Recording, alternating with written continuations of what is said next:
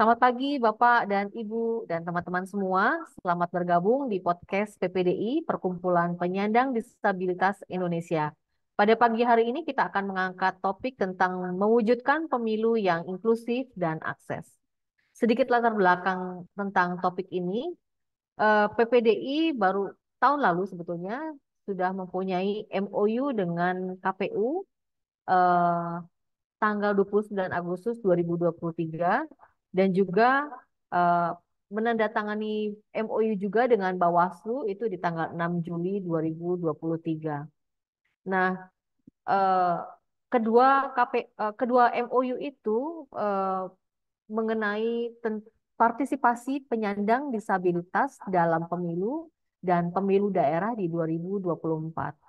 Seperti yang mungkin Bapak dan Ibu ketahui ya, teman-teman penyandang disabilitas itu selama ini merasa bahwa ada banyak hak-hak politik mereka yang belum sepenuhnya terwakili.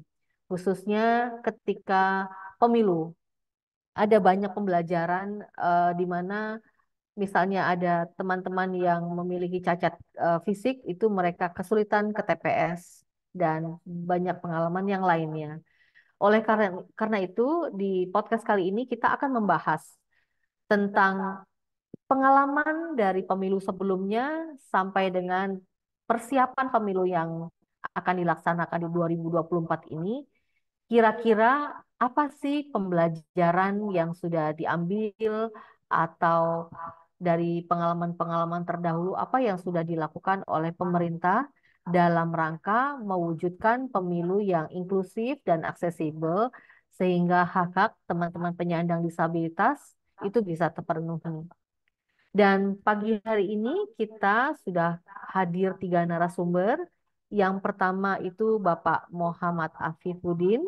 Beliau dari KPU, beliau adalah anggota KPU RI periode 2022 sampai dengan 2027.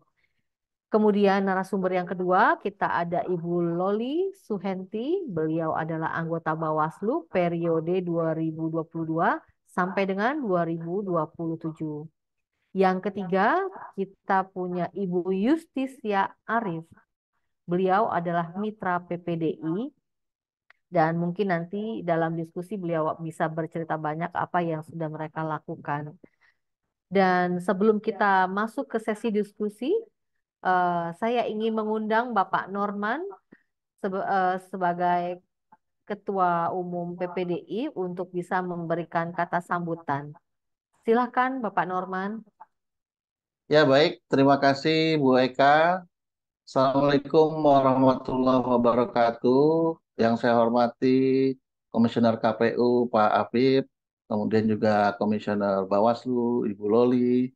Terima kasih atas kehadirannya di podcast kali ini dan puji syukur kita panjatkan kehadirat Allah karena pada hari ini kita semua diberikan kesehatan dan bisa berkumpul dalam forum yang terhormat ini. Baik, Bapak Ibu sekalian, eh, sebelumnya saya ingin menyampaikan bahwa PPDI adalah Perkumpulan Penyandang Disabilitas Indonesia yang berdiri sejak tahun 1987 sebagai sebuah organisasi disabilitas besar, sebagai organisasi induk payung bagi disabilitas di tanah air. Tentu memiliki beberapa kegiatan pendampingan, pembinaan maupun advokasi kepada kawan-kawan disabilitas dalam segala hal bidang, termasuk politik di dalamnya. Nah, pada kesempatan tahun ini, karena kita menghadapi tahun pemilu 2024, maka PPDI juga melakukan kegiatan-kegiatan yang berkaitan dengan kepemiluan. Di antaranya kita terus memberikan pendampingan, sosialisasi kepada teman-teman disabilitas untuk bisa memberikan hak suaranya pada pemilu 2024 ini. Dan eh, pada pemilu kali ini PPDI juga telah melakukan MOU dengan KPU RI dan Bawaslu RI dan alhamdulillah dari hasil MOU itu tentu kita juga akan terus lebih mensinergiskan antara KPU dan PPDI. Dalam fakta di lapangan yang kami lakukan juga bahwa PPDI juga memberikan advokasi kepada kawan-kawan untuk benar-benar bisa berpartisipasi secara penuh dengan menunjukkan kehadiran mereka ke TPS. Nah, kehadiran mereka ke TPS tentu menjadi sebuah eh, catatan kita bahwa TPS juga harus akses. Nah, oleh sebab itu PPDI terus tidak bosan-bosannya memberikan masukan kepada semua pihak, baik itu penyelenggara pemilu maupun petugas TPS agar bisa melakukan pendampingan atau mengadvokasi kawan-kawan disabilitas yang sedang menyuarakan aspirasinya di TPS agar mereka semua bisa menjadi pemilih yang mandiri dan didukung oleh TPS yang akses. Nah, semua apa yang kita lakukan ini tentu juga berharap bisa meningkatkan partisipasi pemilu di kalangan disabilitas. Dan tentu dari kegiatan podcast kali ini kita harapkan juga bisa menghasilkan sebuah narasi-narasi yang nanti akan lebih menguatkan peran kita, peran penyelenggara pemilu dan semua pihak agar pemilu 2024 menjadi pemilu kebanggaan kita, pemilu yang akses dan pemilu yang damai.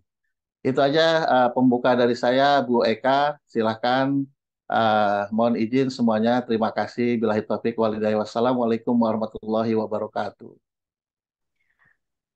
Eh, Kesempatan pertama saya mau tanya dulu nih ke Bu Loli. Bu Loli, oh iya, PPDI itu sudah punya MOU yang ditandatangani oleh dengan KPU dan juga Bawaslu ya. Dan dua MOU ini menekankan tentang peningkatan partisipasi penyandang disabilitas dalam pemilu serentak 2024. Nah, boleh nggak Bu cerita tentang bagaimana dulu apa namanya awal mulanya penandatanganan MOU ini? Apa sih yang memotivasi adanya MOU ini? Mungkin bisa dari situ dulu, Ibu. Ya, selamat pagi. Salam hormat, ini ada Mas Afif dari KPU sudah bergabung. Selamat pagi, Tumben, Pak Afif. tumben nggak pakai peci ini. Juga Belum ada sempat, buru-buru.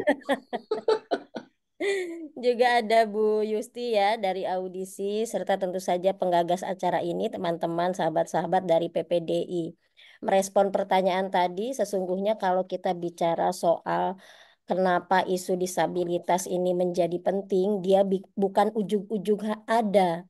Karena sesungguhnya upaya untuk memastikan pemilu kita semakin baik, semakin ramah terhadap disabilitas, itu sudah dilakukan periode yang lalu ya, Hmm. pemilu-pemilu kita sebelumnya.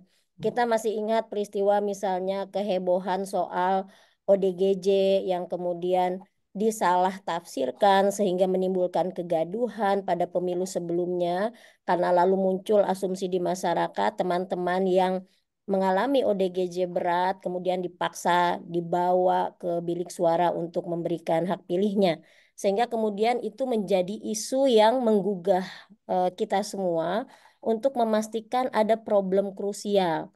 Pertama, problem krusialnya adalah soal akses teman-teman disabilitas sendiri terhadap pemilu. Yang kedua, tentu saja soal kesadaran, edukasi yang perlu terus-menerus dilakukan, tidak hanya ke publik, tetapi juga terhadap teman-teman disabilitasnya sendiri, karena masih ada beberapa anggapan di internal disabilitas yang kemudian ini secara tidak langsung mendowngrade teman-teman disabilitas. Kemudian masyarakat kita juga masih perlu edukasi yang luas berkenaan dengan apa sih yang membedakan disabilitas dan non-disabilitas. Karena sesungguhnya sebagai warga negara, teman-teman disabilitas memiliki hak yang sama. hak dalam konteks akses, berpartisipasi, melakukan kontrol, bahkan menerima manfaat. Nah, sehingga situasi ini kemudian menjadi komitmen yang ditindaklanjuti untuk pemilu 2024 ini memastikan berbagai persoalan yang terjadi di pemilu sebelumnya mengenai minimnya hak disabilitas yang diakomodir misalnya atau masih sulitnya akses yang memudahkan teman-teman disabilitas menjangkau TPS misalnya di 2019 masih terjadi, itu maka kita sama-sama punya komitmen untuk memastikan hal-hal yang tidak baik kemarin tidak boleh terjadi lagi di pemilu 2024. Itulah alasan krusial kenapa MOU itu kemudian lahir, bahwa komitmen yang sama membutuhkan konsistensi untuk memastikan capaian tujuan itu bisa kita hadirkan di 2024. Maka KPU, Bawaslu, lalu teman-teman PPDI, yang kemudian juga Bawaslu dalam konteks ini ya, melakukan deklarasi pemilu ramah disabilitas misalnya tanggal 6 Juli, PPDI hadir di situ, PPUA Disabilitas hadir di situ, termasuk teman-teman KND ya, Komite Nasional Disabilitas. Nah, sehingga dalam konteks ini, ayo kita bareng-bareng, karena pemilu 2024 itu milik warga negara, termasuk tentu saja teman-teman disabilitas. Baik, terima kasih ya Bu Loli atas penjelasannya tadi. Mungkin ke Pak Afif. Pak Afif, tadi em, tadi saya sempat sebutkan sedikit Pak Afif. Ini kan KPU dan Bawaslu kan sudah punya MOU, PPDI, saya balik. PPDI itu sudah punya MOU dengan KPU dengan Bawaslu ya, Pak ya. Nah, tadi Bu Loli sudah menceritakan sedikit tentang awal awal mulanya kenapa sih ada MOU itu dengan organisasi PPDI begitu. Nah, mungkin saya mau bertanya dengan Pak Afif.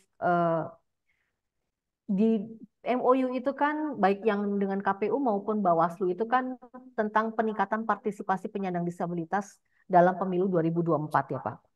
Nah, menurut Bapak mewakili KPU Pak, menurut Bapak kira-kira pemilu yang akses itu seperti apa sih Pak kalau versinya KPU? Mungkin boleh diceritakan Pak. Baik, terima kasih. Selamat pagi. Assalamualaikum warahmatullahi wabarakatuh. Ini Mbak Mayo ya, panggilannya. Baik, Eka Pak. saya Loli yang saya hormati. Ada Mbak Yusti juga ya. Dan semua yang hadir pada kesempatan pagi hari ini. Terima kasih atas undangannya teman-teman PPDI ya, yang menyelenggarakan kegiatan ini. Baik, saya kira bagus sekali pertanyaannya terkait dengan pemilu akses dan KPU ya. Tentu dalam hal ini bagaimana fasilitasi layanan KPU dan juga yang dilakukan KPU untuk senantiasa menunjang pemilu akses. Tentu kita tahu bahwa sebenarnya perjuangan pemilu akses itu bukan hanya hari ini, kita hanya melanjutkan apa-apa yang sudah diperjuangkan para pendahulu kita. Jadi perjuangan ini sifatnya terus-menerus dari yang sebelumnya belum maksimal menuju maksimal, dan kita upayakan semaksimal mungkin, tentu dengan perbandingan-perbandingan. Misalnya begini, salah satu yang dulu kita waktu masih aktif di NGO, termasuk di waktu di Bawaslu dulu saya, salah satu yang kita dorong itu diantaranya adalah bagaimana sih untuk meyakinkan TPS itu nanti akses bagi teman-teman disabilitas. Termasuk bagaimana sih pendataan teman-teman disabilitas. Khusus untuk pendataan misalnya, saya akan membandingkan langsung biar ada perkembangannya langsung. Lepas dari diskusi kita soal perdebatan soal hak orang yang tidak mau identitasnya disebutkan sebagai pemilih dengan disabilitas dalam DPT yang nanti ditempel, pada faktanya kami harus mendata meskipun tidak maksimal.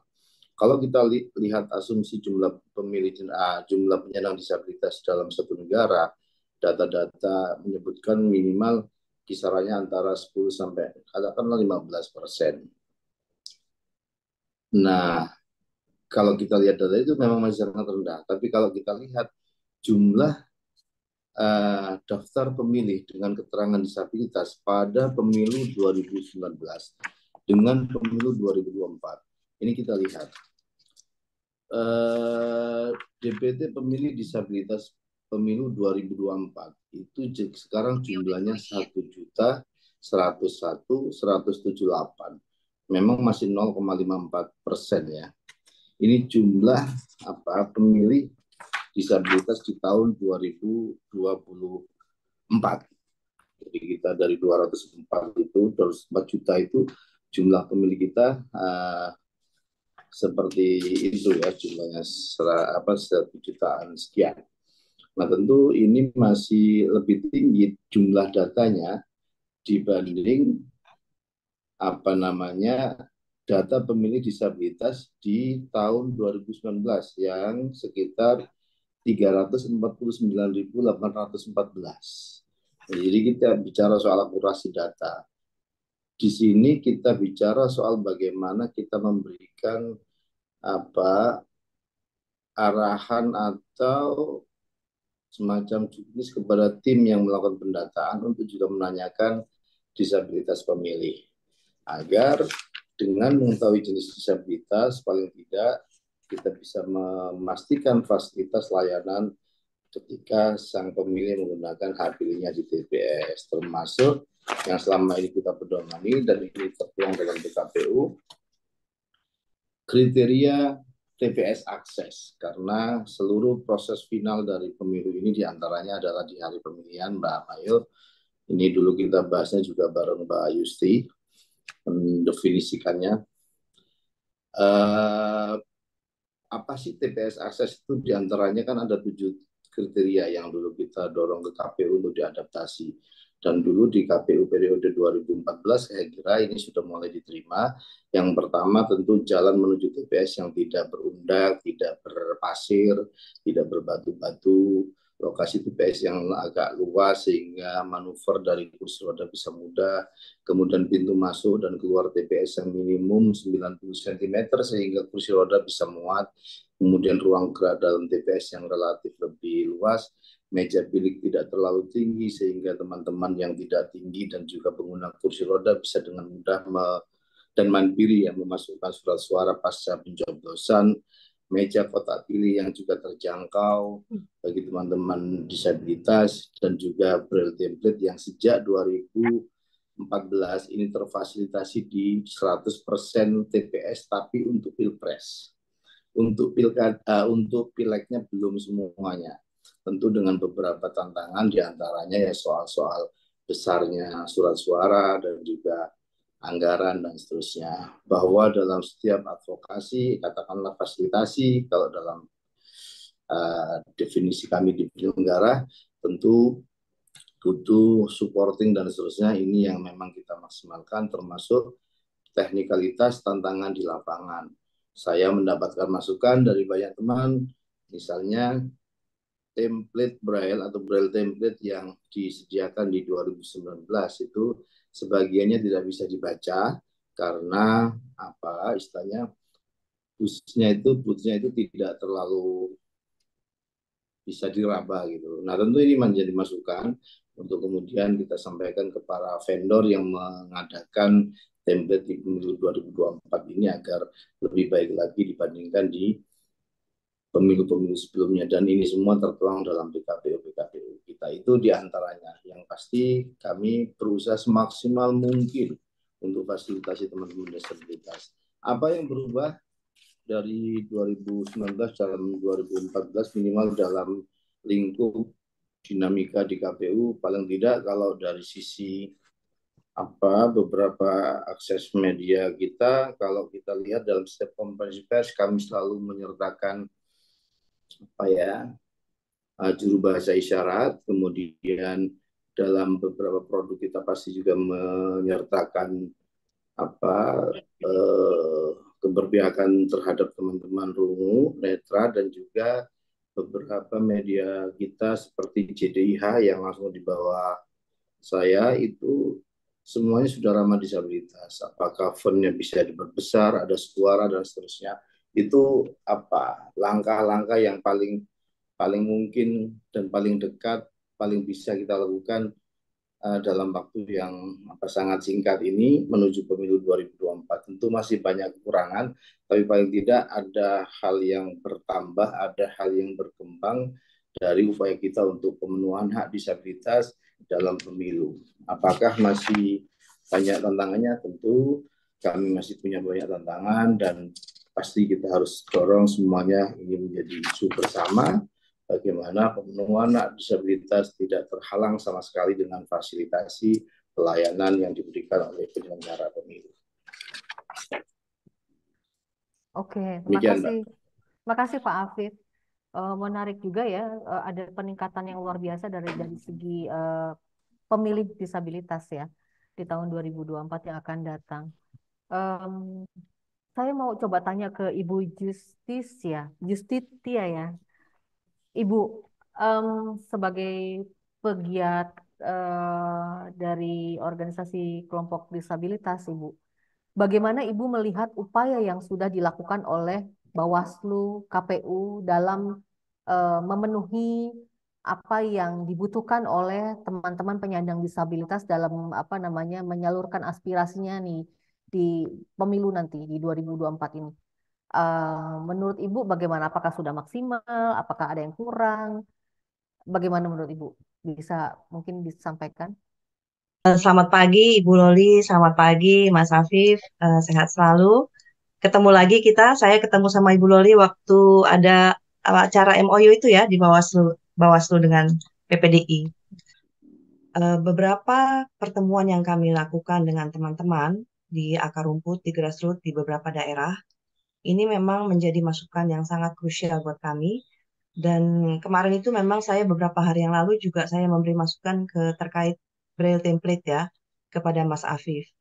Karena itu tadi bahwa dari teman-teman disabilitas ini masih ada apa ya, dari segi implementasi. MOU sudah ada, niat dari KPU untuk pemilu ramah disabilitas juga sudah bagus, sudah ada peraturan PKPU, tetapi yang perlu kita tekankan ini terkait implementasi. Braille template pada tahun 2019 ini banyak teman-teman netra yang kehilangan hak pilihnya karena Braille template-nya tidak tersedia di TPS, lalu juga tidak memenuhi syarat sehingga tidak terbaca oleh teman-teman netra. Nah, ini yang menjadi isu krusial bagi kami untuk pemilu 2024 mendatang. Sebenarnya kami mengharapkan adanya sebuah kayak uji coba, ya, uji coba dari KPU mungkin atau dari PPDI bekerja sama dengan KPU dan Bawaslu untuk menguji cobakan template ini kepada teman-teman disabilitas yang netra sehingga mereka ini benar-benar bisa terpenuhi hak pilihnya. Itu penting banget. Dan ini yang kami waktu itu saya sempat minta juga sama Mas Afif. Mas Afif, ini boleh nggak sih kita minta apa namanya spesimennya seperti itu, ya kan? Cuma memang ini kan harus antar lembaga yang minta ya.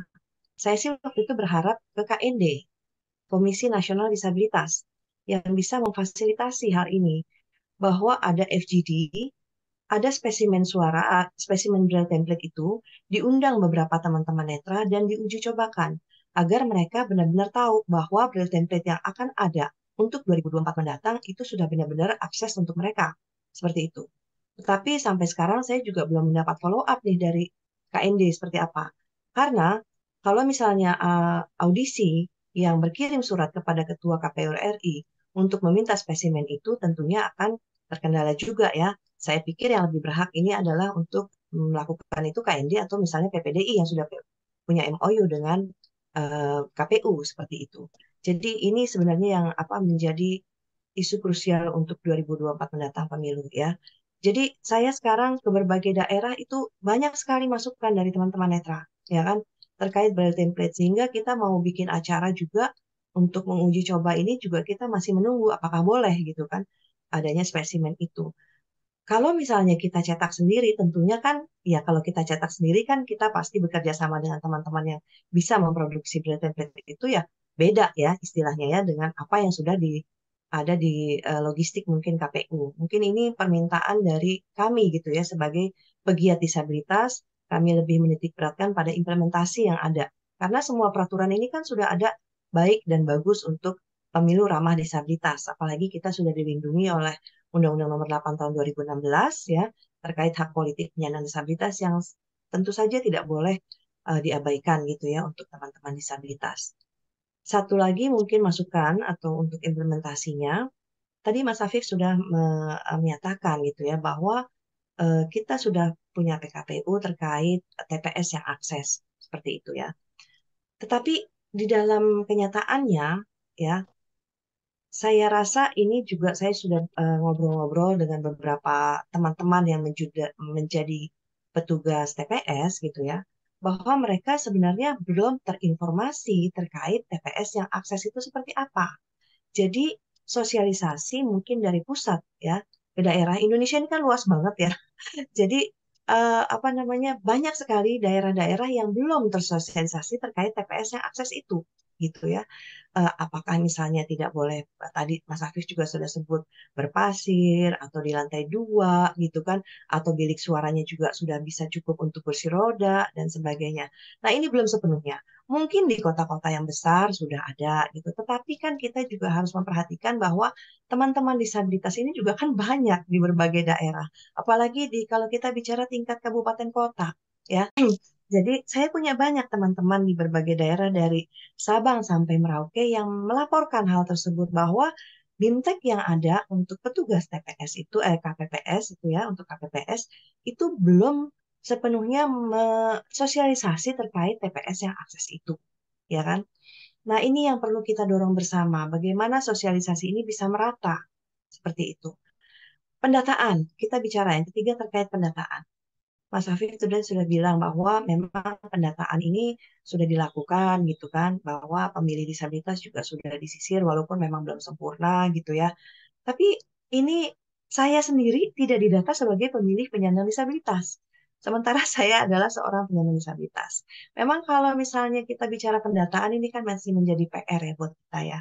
Pendataan yang terpilah dan sebagainya. Dan ini juga memang sebenarnya tidak hanya tanggung jawab KPU, tapi juga tanggung jawab dari badan-badan atau kementerian yang memang bertanggung jawab untuk pendataan, Kemendagri gitu ya. Dukcapil memang sudah melakukan apa pemadanan gitu ya, pemadanan KTP, NIK untuk penyandang disabilitas. Dan mungkin ini juga bisa kerjasama dengan KPU gitu untuk mengetahui apa namanya penyandang disabilitas yang ada gitu ya. Sampai sekarang saya juga belum didata sebagai penyandang disabilitas dan tentunya itu juga membuat saya juga tidak terdaftar sebagai pemilih disabilitas, ya kan? Nah, itu kita bicara soal pendataan seperti itu. Jadi itu tiga hal yang krusial ya, yang saya pikir masih perlu kita tingkatkan karena ini saya bicara sebagai pegiat dan saya melihat dari implementasi di lapangan. Sekali lagi saya menekankan bahwa policy atau kebijakan kita terkait pemilu ramah disabilitas itu sudah bagus gitu ya. Namun ini perlu ditingkatkan untuk implementasinya seperti itu. Dan saya juga ingin agar teman-teman disabilitas ini tidak kehilangan hak pilihnya karena kurangnya akses yang ada bagi mereka. Terutama yang sangat krusial saat ini adalah untuk teman-teman netra. Tadi ada satu lagi poin yang ingin saya ungkapkan di sini adalah bahwa terkait pelibatan teman-teman disabilitas. Jadi ada 4 poin ya. Pelibatan teman-teman disabilitas untuk sosialisasi pemilu ramah disabilitas itu sendiri dari KPUD ya, KPUD di daerah-daerah ya. Nah, saya banyak berdialog gitu ya dengan KPUD gitu ya, dan juga dengan organisasi disabilitas lainnya. Masukan yang ada adalah mereka tidak dilibatkan di dalam sosialisasi pemilu ramah disabilitas oleh KPUD. Nah, langsung saya ngobrol dong dengan KPUD-nya, kenapa tidak dilibatkan? Masukan yang saya dapat atau mungkin bisa dibilang alasan atau apalah ya, karena mereka tidak tahu organisasi disabilitas di daerah mereka yang bisa dilibatkan seperti itu, ya kan? Nah ini juga menarik sekali gitu ya. Tidak semua ragam disabilitas dilibatkan di dalam sosialisasi itu. Bahkan di Banten sendiri tempat saya memang banyak sekali melakukan kegiatan advokasi dan sebagainya gitu ya.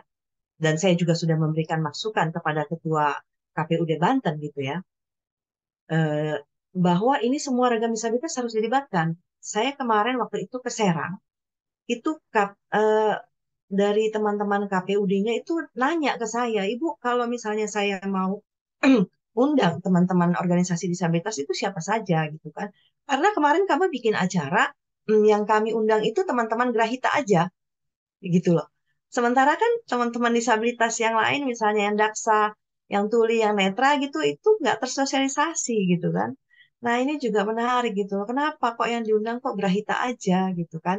Sementara Grahita kan nantinya perlu pendamping dan sebagainya juga gitu kan. Ini juga belum diketahui. Saya baca di TOR dari KPPDI kemarin, ini ada masalah misalnya bagaimana bagi teman-teman disabilitas yang tidak memiliki lengan.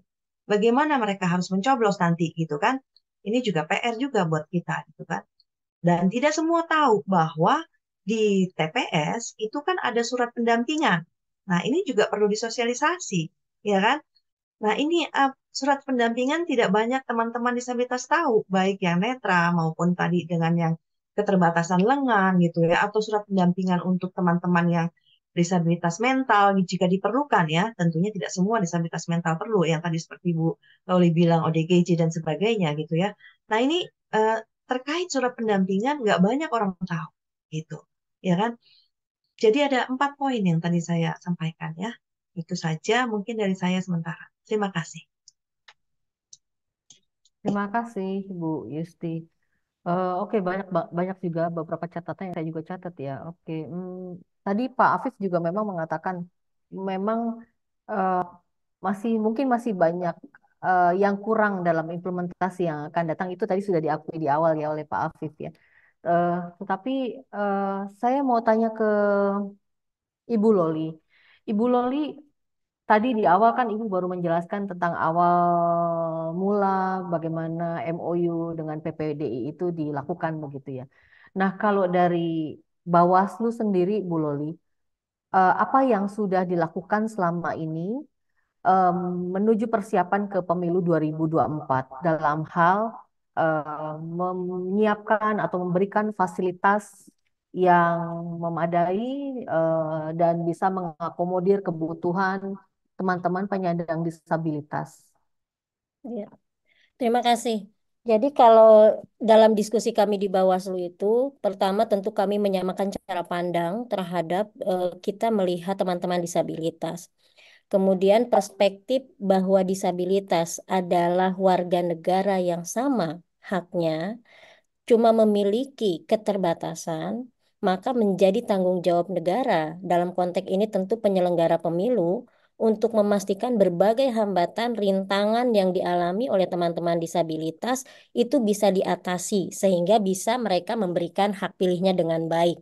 Nah, cara pandang atau perspektif ini kami samakan dulu di tingkatan Bawaslu dan ini tidak terlalu sulit karena memang Mas Apip waktu di zaman Mas Apip di Bawaslu sudah membangun juga pondasi ini. Nah, kemudian dalam konteks keberlanjutannya yang kami lakukan adalah memastikan terhubung langsung dengan teman-teman organisasi disabilitas.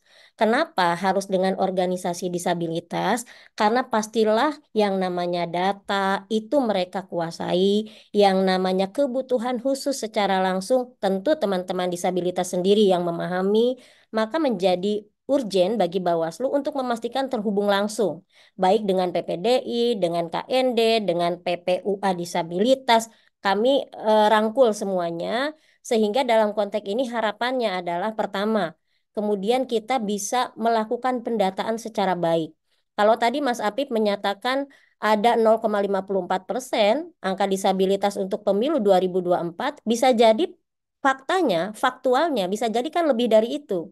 Tapi kita sama-sama tahu kendalanya. Misalnya Bu Yusti aja ternyata di datanya bukan sebagai disabilitas, ya kan? Sehingga angka realnya bisa jadi memang melampaui 0,54%. Apa yang harus dilakukan selanjutnya untuk memastikan yang namanya data faktual kan seringkali memang berbeda ya dengan pendataan yang bisa dilakukan karena berbagai problem. Nah, kemudian karena menyadari itu, Bawaslu melakukan langkah berikutnya. Langkah berikutnya apa? Memastikan teman-teman pemantau ini juga berpartisipasi sebagai pemantau pemilu. Nah, PPUA disabilitas itu sudah terakreditasi di Bawaslu tanggal 19 Desember kemarin sebagai salah satu organisasi pemantau pemilu. Artinya apa? Artinya akan ada teman-teman disabilitas yang juga melakukan pengawasan secara langsung pada saat hari H, sehingga nanti kalau menemukan dugaan kesulitan disabilitas untuk nyoblos misalnya, mereka bisa secara cepat berkoordinasi baik ke Bawaslu dalam konteks ini PTPS maupun ke KPU dalam konteks ini KPPS supaya cepat upaya penanganannya. Nah, ini juga menjadi poin yang sangat baik di pemilu 2024 karena disabilitas menjadi pemantau pemilu. Nah, langkah berikutnya, Bawaslu berpikir itu nggak cukup, maka diperlukan upaya ikhtiar lain. Nah, upaya lain itu adalah membangun komunikasi secara berjenjang terus-menerus kepada teman-teman KPU. Kalau KPU sudah punya yang namanya eh, indikator terhadap TPS akses, maka seperti Bu Yusti bilang tadi, gimana caranya supaya itu bisa terrealisasi. Nah, sehingga dalam konteks ini kami bangun terus-menerus, kami sudah punya sekarang PTPS ya. Nah, pengawas TPS sekarang sudah punya. Nah, salah satu yang kami pastikan itu mereka memahami soal pentingnya memastikan kerawanan TPS untuk teman-teman disabilitas. Nah, jadi ini menjadi salah satu materi yang Bawaslu secara khusus sampaikan kepada jajaran pengawas pemilu supaya bisa nanti saling mengingatkan terhadap teman-teman KPU, itu jalannya terlalu licin, terlalu turun, terlalu tajam, maka nggak bisa, misalnya begitu. Jadi upaya kita untuk saling mengkoreksi, saling mengingatkan satu sama lain adalah keharusan untuk memastikan hak disabilitas ini terjadi. Nah, yang keempat, kami juga berkali-kali nih ngajak teman-teman diskusi ya. Teman-teman kami libatkan sebagai narasumber, teman-teman disabilitas juga sebagai peserta aktif. Salah satu tujuannya untuk memastikan mereka bisa menyampaikan jika nanti ternyata mereka nggak dapat cek pemberitahuan memilih ataupun tidak mendapatkan cek pendamping bagi teman-teman disabilitas yang memang punya hak untuk didampingi saat di TPS. Nah, yang tadi Bu Yusti bilang itu memang jadi penting. Kita edukasi dulu teman-teman disabilitasnya, edukasi penyelenggara pemilunya, maka kemudian ini baru bisa nyambung.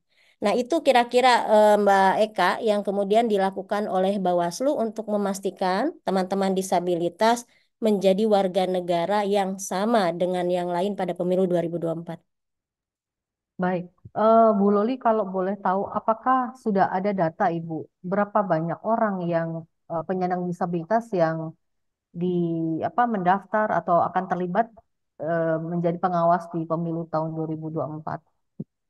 Kalau data PPUAD saya harus lihat dulu ya, karena yang jelas ketika mereka melampirkan sebagai pemantau, maka sudah ada jajaran teman-teman disabilitas yang siap terjun langsung menjadi pemantau pemilu. Kalau Mhm. untuk data pemilih disabilitas, tentu data acuan yang ada di Bawaslu adalah datanya KPU, karena memang data pemilih kan adanya di KPU. Meskipun kami juga mendapat informasi, misalnya ada teman-teman disabilitas yang peristiwanya sama kayak Bu Yusti. Ternyata dia menyampaikan ke Bawaslu, misalnya teman-teman inklusi.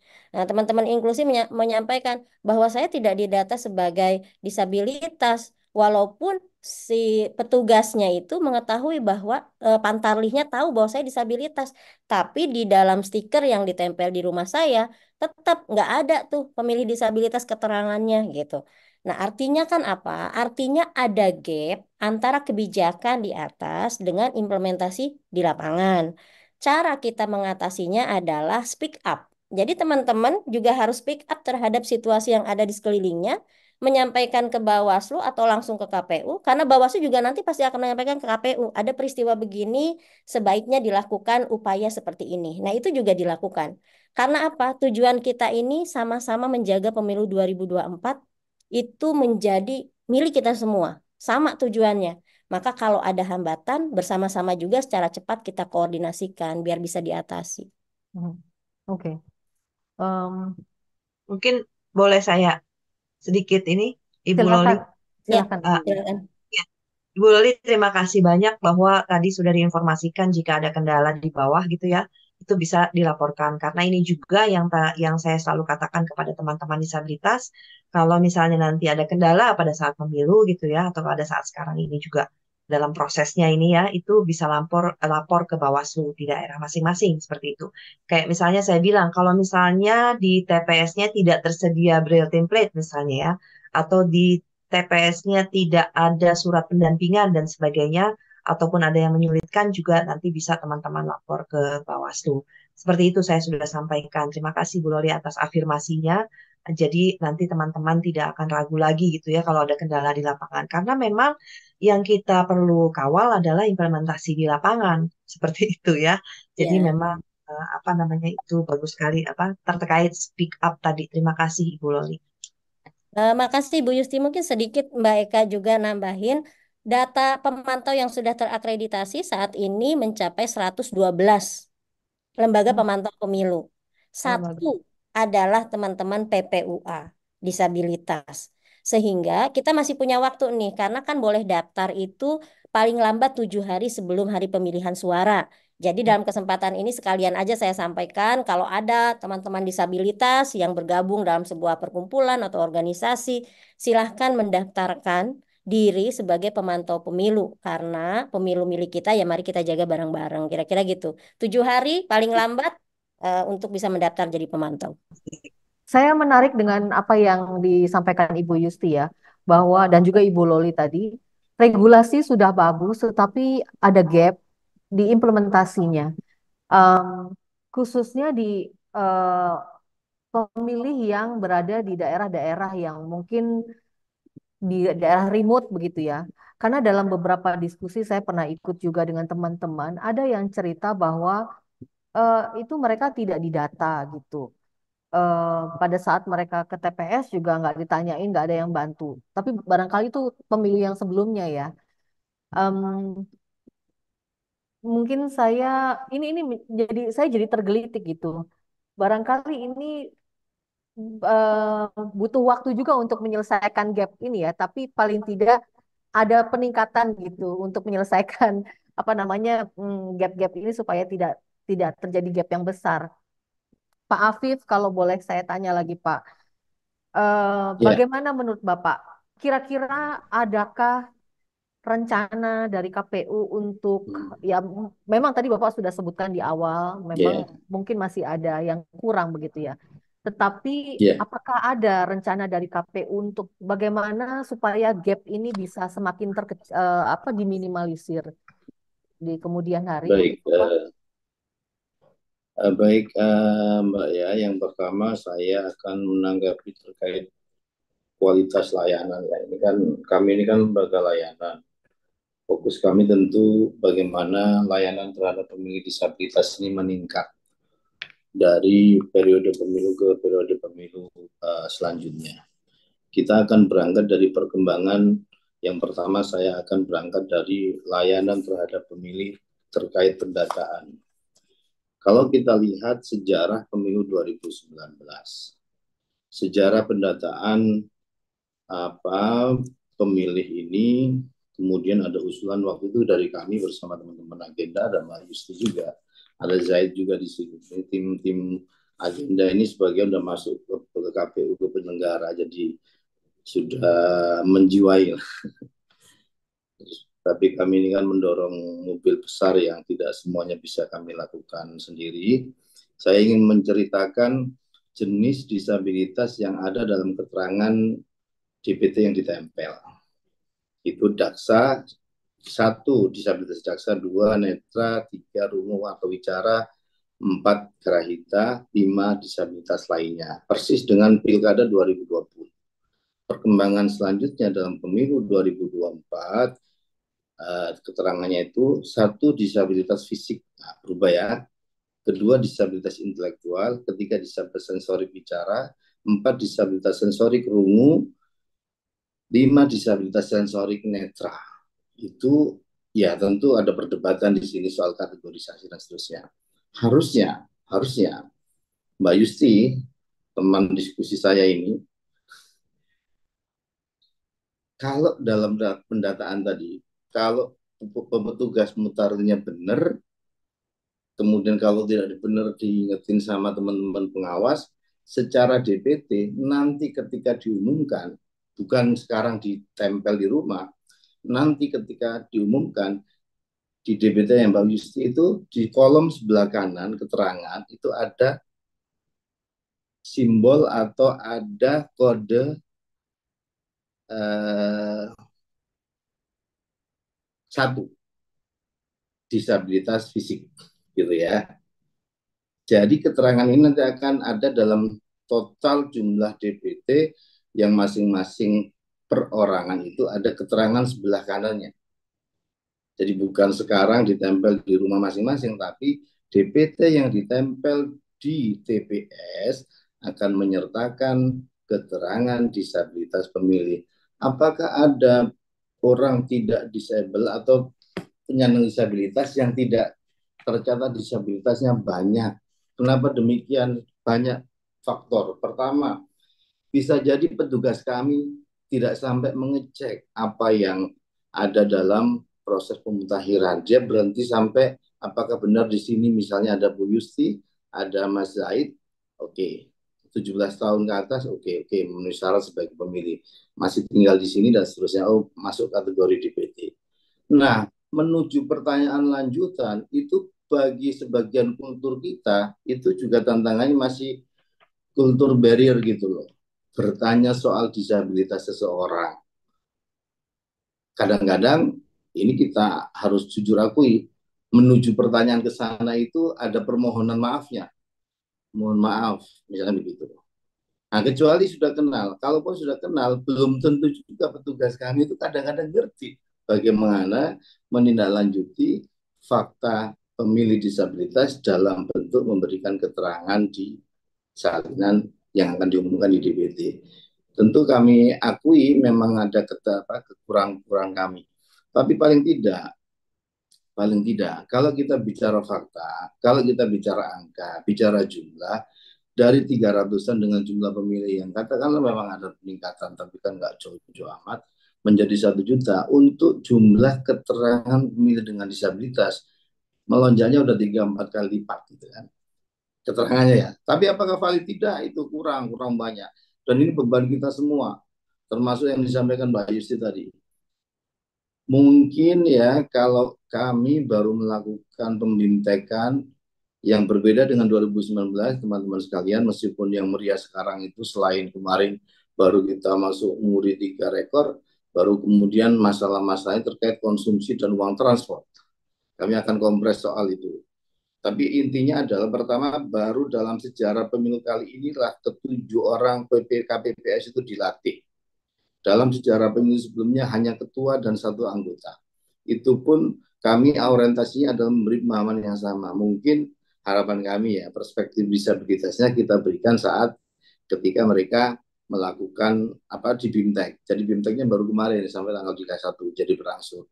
Nah, orang seperti Zaid ini yang salah satu yang harus disalahkan Mbak Yusti kalau kemudian petugas kita nggak paham, karena saat orientasi tugas KPU Provinsi Kabupaten, mereka ini yang latih langsung, termasuk kesadaran disabilitas, kesadaran penyelenggara terhadap isu disabilitas. Dulu saat kami di Bawaslu, saat orientasi tugas untuk kabupaten kota, kami undang teman-teman perwakilan dari PPUA saat itu untuk memberikan materi terkait itu. Dan secara pendataan ini ya, saya ingin menyampaikan pertama terkait dengan mental disability atau penyandang disabilitas intelektual itu sebanyak 264 data kami 24%, sensorik 298, 749, 27%, fisik 482, 414, 43%, intelektual 55, 421, 5%. Ini data yang kami ambil dari data DPT kami. Selanjutnya, Mbak, kami ingin menyampaikan update dari alat bantu tunanetra. Saya sampaikan ada 2 braille, jenis braille yang kami siapkan. Pertama Presiden dan Wakil Presiden, kedua DPD. Dalam perkembangan sekitar 10 hari atau seminggu yang lalu ketika kami membincang masalah ini, jadi meskipun saya bukan divisi teknis, kalau isu-isu disabilitas hampir semuanya ke saya disponnya, termasuk tanggapan-tanggapan atas tema ini. Pertama, produksi untuk Braille template Pilpres sudah 91,11%. Saya meyakini sekarang sudah 100%. Pengiriman ke tempat penyimpanan atau gudang KPU Kabupaten Kota sudah 98%, dan penerimaan di tempat penyimpanan Kabupaten Kota 54,83. Ini sekitar semingguan yang lalu. Harapan saya sudah selesai atau 100%, kalaupun tidak kita masih punya waktu 2 minggu. Kedua, untuk produksi alat bantu netra atau braille template JBD sudah selesai 100%. Pengiriman ke tempat penyimpanan atau gudang KPU sudah 97,80%. Kemudian penerimaan di tempat KPU kabupaten kota sebesar 50%. Itu upaya peningkatan layanan kami yang bisa kami upgrade di sini. Nah, tentu yang paling akhir adalah kami ingin menyatakan bahwa sebagian dari apa yang kita upayakan tidak berjalan di lapangan. Memang keterbatasan banyak hal. Di antaranya juga pemahaman jajaran kami yang masif. Kita bayangkan 5.400.000 sampai 700 orang yang bertugas sebagai KPPS. Hampir-hampir tidak mungkin semuanya memiliki pemahaman yang sama dan memadai ya. Dan kita dorong semua untuk itu, maka kami harus akui bahwa salah satu tantangan terberat ada untuk pemenuhan pemilu akses ini adalah ya soal pengetahuan atau soal how to-nya mereka itu. Kalau mereka kita tanya apakah Anda ingin membantu, pasti ingin. Tapi bagaimana cara Anda membantu, belum tentu tahu. Inilah yang seringkali saya sampaikan di saat dulu advokasi awal, kenapa di beberapa TPS braille template dijadikan bantalan. Karena mereka tidak tahu apa sebenarnya braille template ini. Maka Mbak Yusti yang tadi sampaikan, saya sudah malah dapat surat juga Mbak dari teman-teman PP PPDI apa ya PPUA kayaknya itu terkait dengan simulasi dan saya sudah mendispo untuk difasilitasi. Termasuk saya dapat dispo surat yang saya baru cek ke teman-teman tim saya dari teman-teman PPUA bukan PPUA terkait hasil apa monitoring di lapangan. Pemahaman petugas atau KPU kabupaten kayaknya unit analisisnya itu terkait disabilitas dan lain-lain dan saya meminta untuk fasilitasi dan seterusnya. Saya juga baru dapat WA ini dari teman-teman yang sifatnya CC dari surat ini kiriman secara resmi ke KPU RI kaitannya dengan apa semacam debat kandidat yang akan dilakukan di gedung KPU di 2 Februari. Saya juga dapat WA dari Mbak Yeni Rosa Damayanti kaitannya dengan bagaimana data-data pemilih di panti-panti di daerah Jakarta yang tentu karena terkait dengan DPT saya sudah sampaikan ke para pihak termasuk KPU provinsinya. Tapi intinya insya Allah kalau terkait dengan tema-tema ini itu sebagiannya sepengetahuan saya karena di Pak Ketua Mas Hasim pasti saya dan besok juga di tema debat kita meskipun tema disabilitas atau inklusi ini umum, ini menjadi salah satu tema yang akan dibahas dalam debat terakhir yang kebetulan debatnya debat capres besok ya di tanggal 4. Mungkin demikian update-update-nya. Terima kasih Pak Afif. Mbak Eka, boleh saya bertanya ke Mas Afif? Boleh, silakan Ibu. Mas Afif, terima kasih penjelasannya. Tadi kalau misalnya saya catat tadi, itu berarti nanti di DPT-nya itu nanti tadi saya catat ada fisik, intelektual, terus disabilitas wicara, rungu, dan netra. Begitu ya Mas Afif ya? Jadi ada fisik, intelektual, disabilitas wicara, rungu, dan netra.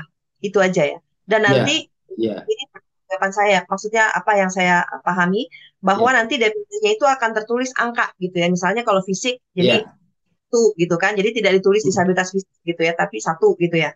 Ada kolom 12 Mbak dalam pendataan ya, kami itu disabilitas. Nah, kemudian kolom ini di dalam keterangan di bawahnya itu keterangan 1 itu disabilitas fisik, keterangan 2 disabilitas intelektual, keterangan 3 disabilitas mental, keterangan 4 disabilitas sensorik bicara, 5 sensorik rungu, dan 6 sensorik netra. Jadi itu kategorisasinya. Nah, nanti terima kasih Mas Afif. nomor-nomor ini taruh di sebelah kanan. Oke. Ya, terima kasih Mas Afif. Soalnya tadi yang penjelasan pertama itu tidak disebutkan mental. Jadi saya tadi mau bertanya mentalnya kemana gitu. Kok disabilitas mentalnya nggak ada. Tapi Nggak, ternyata ada ya. nggak. Tapi balik lagi ke masalah pendataan tadi itu menarik ya. Apakah KPU juga kerjasama, bukan kerjasama, berkoordinasi terkait pendataan disabilitas ini dengan Dukcapil gitu ya, yang sudah memadankan NIK KTP ini gitu kan? Karena problem kita Ya. soal pendataan ini kan memang kita belum punya data yang terpilah ya. Kalau misalnya sudah ada data terpilah kan sudah ketahuan nih yang 17 tahun ke atas gitu yang sudah punya hak pilih bisa didata lewat apa tadi data dari Dukcapil itu dilakukan nggak? Karena kayaknya saya tuh mendapat kesan kayaknya KPU ini mendata dengan caranya sendiri gitu kan untuk tahu penyandang Hmm. disabilitas. Apakah ada koordinasi dengan Dukcapil? Itu pertanyaan saya yang kedua. Prinsipnya gini Mbak, saya sudah sampaikan dan pasti terfasilitasi. Dan terkait itu, saya mintanya itu pokoknya ada satu simulasi terkait penggunaan braille template.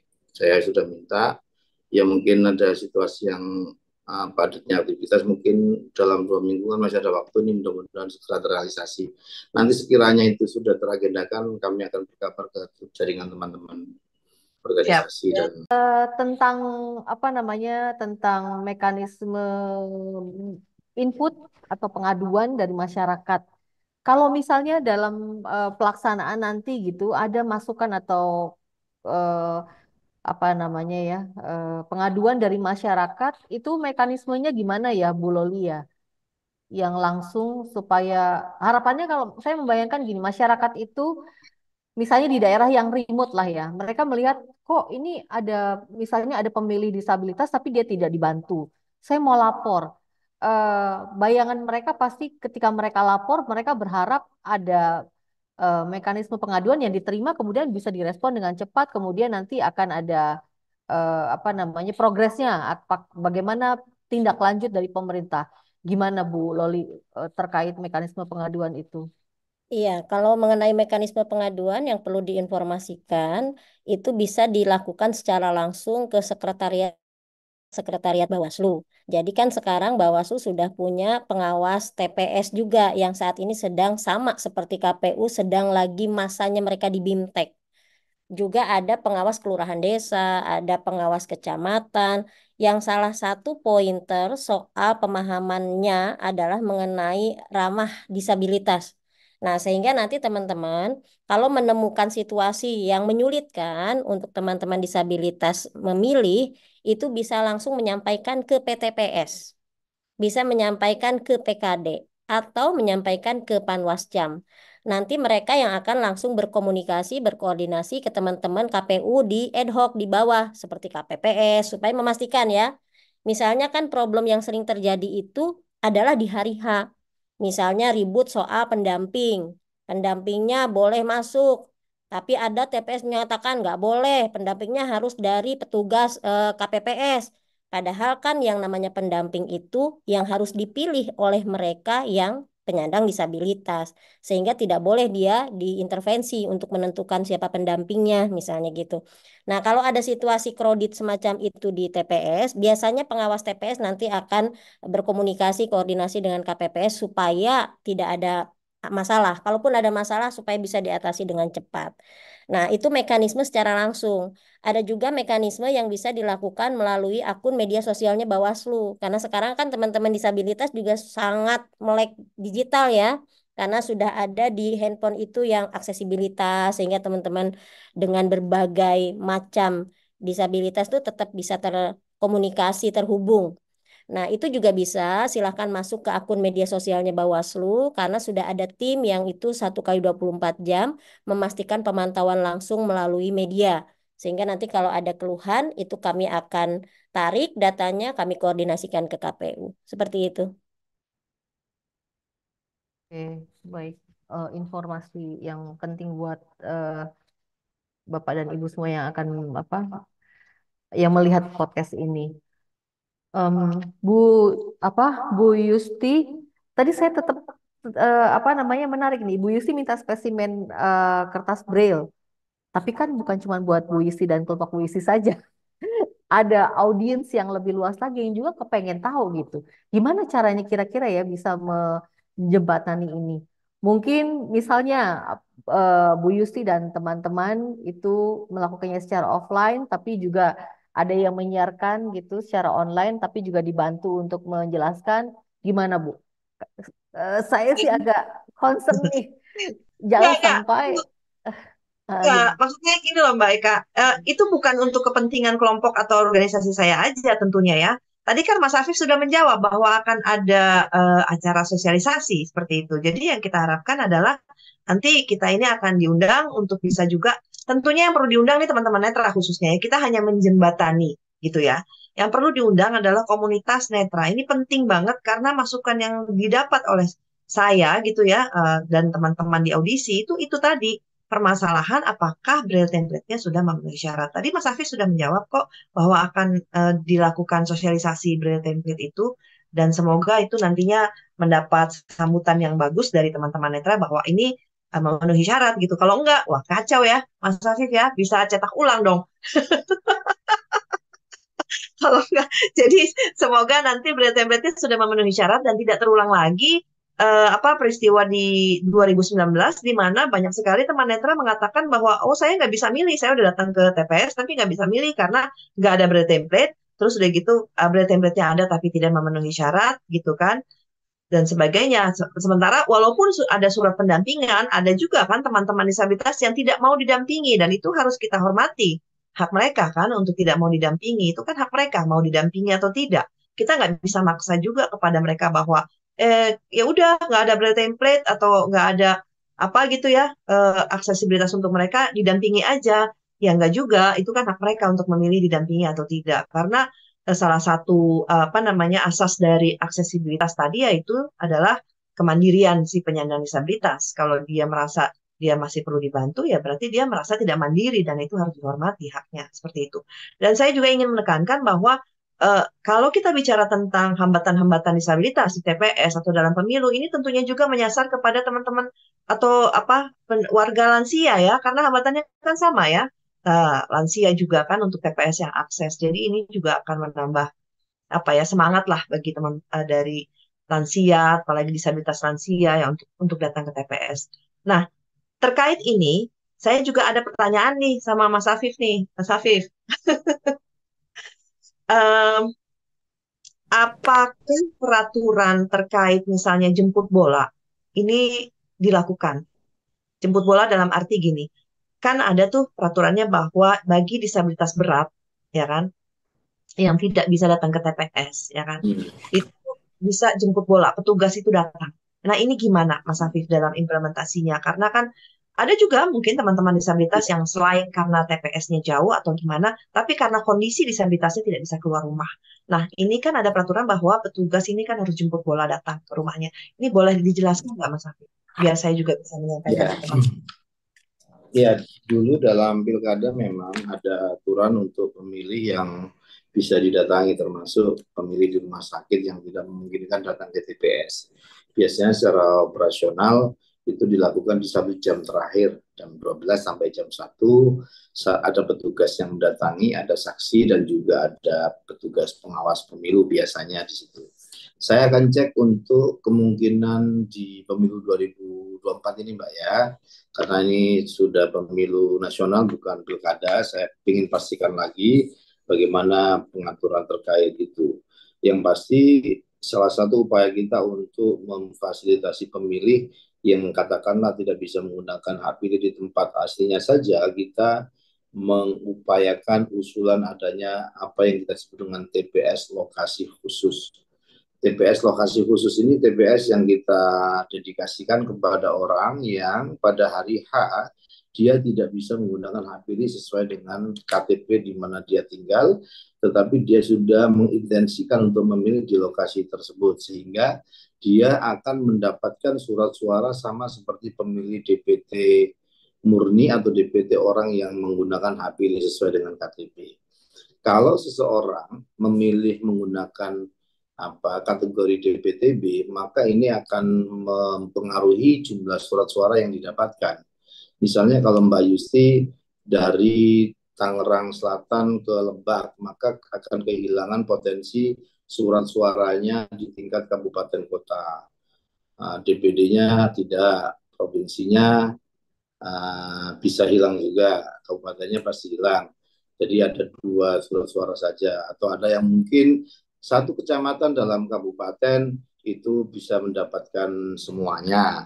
Nah, kategorisasi ini bagi orang yang tidak terbiasa di isu pemilu tentu dianggap membingungkan, tapi bagi kami itulah ketentuan-ketentuan yang kami tempuh, yang kami bisa fasilitasi. Pada prinsipnya begini, teman-teman sekalian, karena ini soal layanan ya. Pertama, ada 3 kategori pemilih yang ada dalam pemilu kita. Pertama, DPT. Siapa pemilih DPT itu? Ya orang yang menggunakan hak pilihnya sesuai di mana dia tinggal dan KTP saat dia mendaftar, dia menggunakan di lokasi TPS tersebut. Orang seperti ini ditanyakan Mbak Yusti juga kemarin kita diskusi, akan menggunakan hak pilih di prioritas utama untuk mendapatkan surat suara. Yang kedua, DPTB. Ini pemilih pindahan. Pemilih pindahan ini orang yang menggunakan hak pilih di lokasi yang berpindah dari KTP dia berada. Ini juga akan mendapat prioritas, tapi dalam kurung tetap dengan ketersediaan surat suara. Yang terakhir, DPK. DPK ini tadi yang disampaikan juga Pak Yusti, adalah orang-orang yang belum masuk sama sekali dalam DPT. Apakah karena kealpaan pendataan kita, atau karena yang bersangkutan memang tidak mengurus sama sekali, sehingga intinya belum ada namanya sampai tidak masuk, kemudian kita masih bisa urus sampai menjelang hari pemilu. Nah, itu dia bisa mendapatkan hak pilihnya. Bahkan kalau dia DPK di lokasi yang sesuai dengan KTP-nya, dia masih berhak dengan 5 surat suara tersebut. Tetapi sekali lagi catatannya sepanjang ada ketersediaan surat suara. Bagaimana kalau banyak sekali segala macam? Dulu di pengalaman pilkada DKI putaran kedua juga ada situasi seperti ini. Tentu kami sebagai penyelenggara mengantisipasi, mengharapkan partisipasi tinggi, tapi kami juga tidak bisa menjawab. Kalau di satu TPS pasti akan habis, sementara DPTB atau DPK banyak, itu kami nggak bisa menjawab sepenuhnya. Tapi kevalidan data itu yang kami harapkan bisa menjawab apa yang kita khawatirkan. Kekurangan dan lain-lain itu bagian dari yang mestinya kita komunikasikan. Keterbatasan kami banyak, namanya pelayanan pasti banyak pihak yang juga kurang. Nah, terkait yang disampaikan terakhir tadi, pertanyaan terakhir Mbak Yustri terkait situasi di pendataan kita, apakah mendata sendiri tidak menggunakan data Dukcapil. Kami pasti menggunakan data Dukcapil sebagai basis data dari 2 data sumber yang kami pakai. Pertama, data dari Dukcapil, dan DP4, kemudian kedua adalah data pemilu terakhir kita. Itu yang kemudian kita sinkronisasi. Saya nggak terlalu yakin apakah di data Dukcapil juga keterangan misalnya pemilih, keterangan disabilitas pemilih itu malah ada, termasuk di data kita ini kan kita padu-padankan apakah masih sama persis alamat dan seterusnya. Itulah yang dinamakan pemutahiran data pemilih. Mensinkronkan 2 sumber data yang secara aturan memang menjadi persoalan di kita. Idealnya memang kalau satu sumber data lebih enak. Kalau ada yang disoal tidak akan saling menyalahkan. Tapi aturan kita masih menyoal atau masih memberikan ruang bahwa pemilu atau sumber data pemilih adalah DB4 yang dari Dukcapil dan juga data pemilu terakhir kita yang kemudian disinkronkan, ditetapkan menjadi DPS, kemudian DPT, dimutakhirkan lagi, kemudian dalam proses-proses selanjutnya kalau ada masukan dari pemilih, dari teman-teman Bawaslu, ada dilakukan perbaikan. Mbak Mayoka, Mbak Yusti, dan Mbak Teloli, teman-teman sekalian, saya nampaknya harus pamit karena sudah banyak aktivitas menunggu.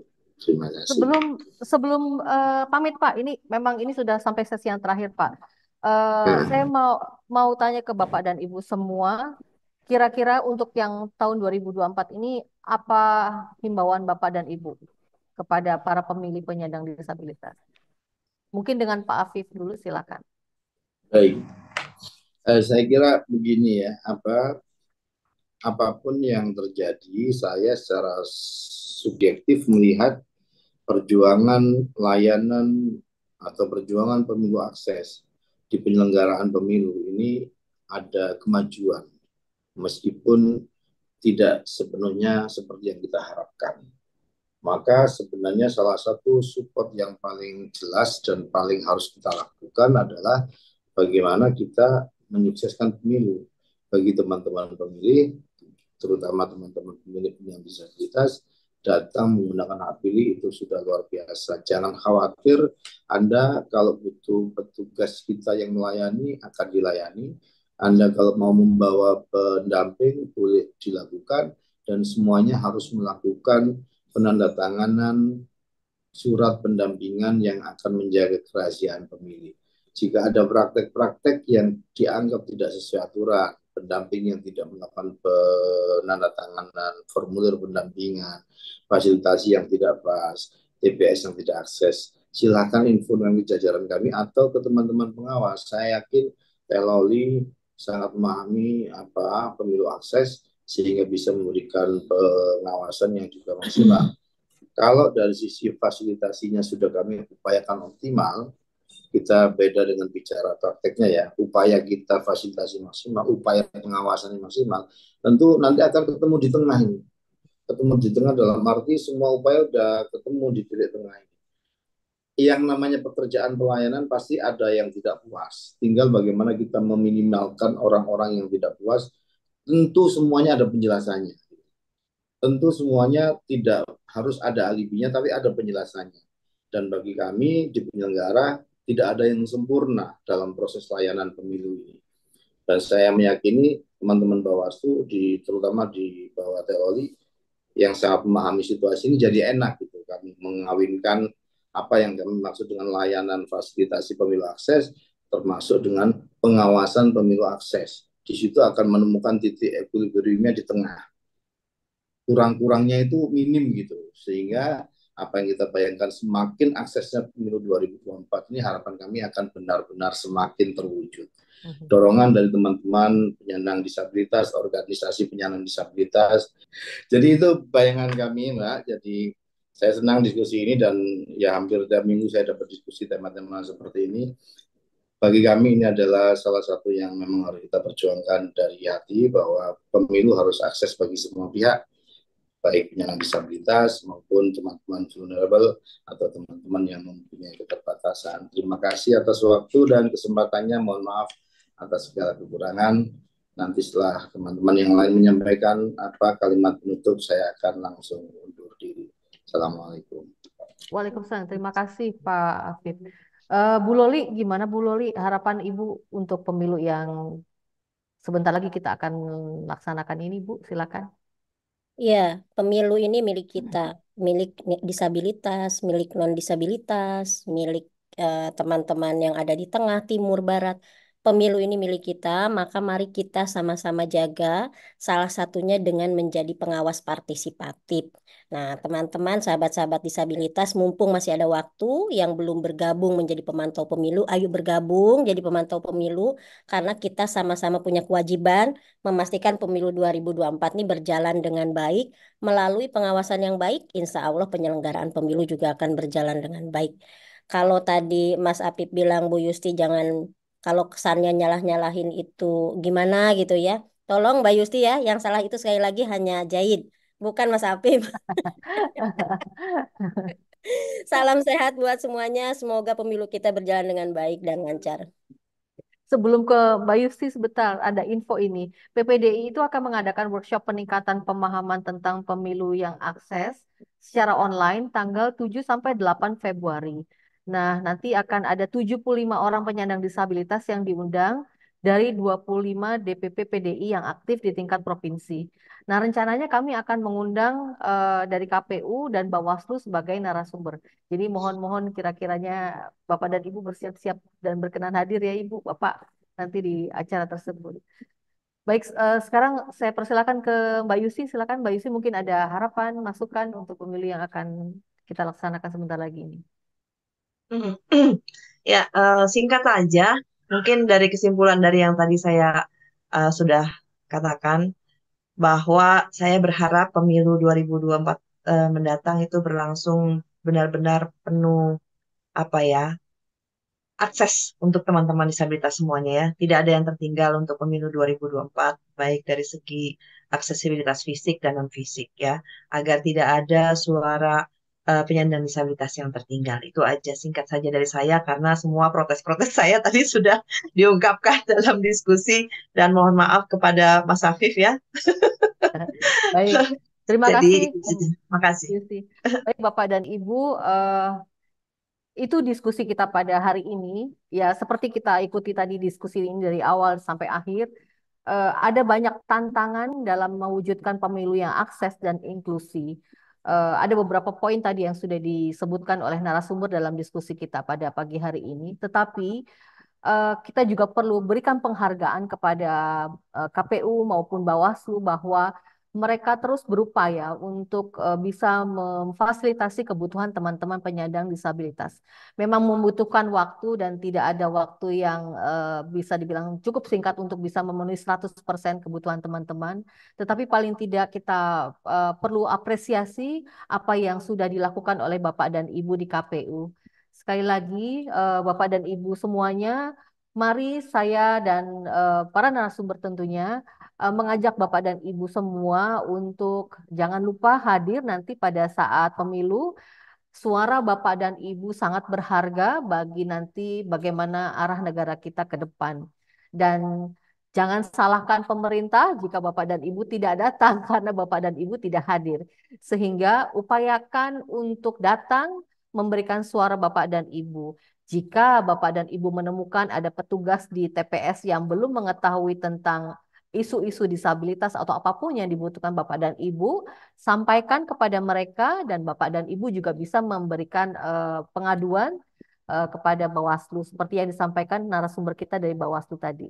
Itu saja Bapak dan Ibu semuanya. Terima kasih atas perhatiannya. Sampai jumpa nanti di podcast selanjutnya. Terima kasih, selamat pagi. Terima kasih Pak Afif, terima kasih Bu Loli, terima kasih Mbak Yusti.